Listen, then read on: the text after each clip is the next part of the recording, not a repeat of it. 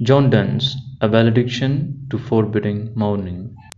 Us virtuous men pass mildly away, and whisper to their souls to go, while some of their sad friends do say, the breath goes now, and some say, no.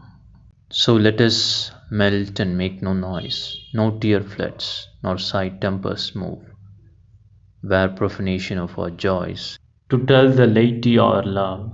The opening stanza itself is an unusual comparison of the lovers separating from one another to a man who departs from this world to the next world. A virtuous man will not make much noise or emotional scene, since he knows, as a virtuous man, he embraces peace in his death. He enjoys a great serenity in his deathbed. Even his friends cannot say whether his soul has departed or not. There is no tuffle, there is no suffering in his death. That is the point. Like that, the poet urges Lady Love not to make any emotional turmoil in their separation. No tear floods nor sigh tempests move. You can see the metaphysical conceits there. The poet says that it need not be tears and sighs always the evidence to prove the true love. In the second stanza, the movement of earth plates are compared with the movements of celestial plates. The movement of earth plates creates earthquake. A greater impact is felt, whereas the movement of celestial plate is so calm and quiet that nobody can feel it. But it is no way lesser than the movement of earth plates. The idea poet tries to convey here is people believe it has to be always a emotional moving scene when the lovers are separated.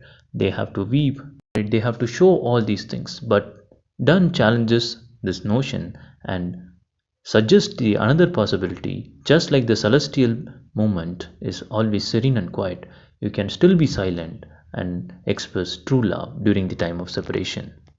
The next stanza talks about the ordinary lovers and their incapability to handle the separation. They cannot tolerate the separation because their love is physical. True lovers can tolerate the separation since they are always emotionally connected. The emotional connect is placed much more higher than the physical connect here by the poet. The poet and the lady love are far more connected emotionally that they themselves do not understand their emotional connectivity. They themselves cannot understand the intensity and the degree of the love, which is so high. In fact, he loses his identity and confused who is the lover and who is the beloved.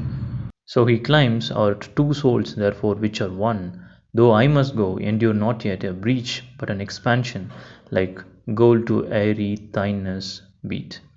Another unusual comparison is here. The poet convinces Lady Love that even though the separation is inevitable, the lover feels it is not a separation at all. As fine metals expand when it is hammered, their love will also grow when they are separated. The next stanza is often quoted and most famous one, where the lovers are compared to the pair of legs of compass. The lady love is the fixed foot, and the circle will be made only if the lady love is strong enough to let the lover go. This is the short analysis of the poem. If you have any doubt, you can ask in the comment section. Thank you for watching.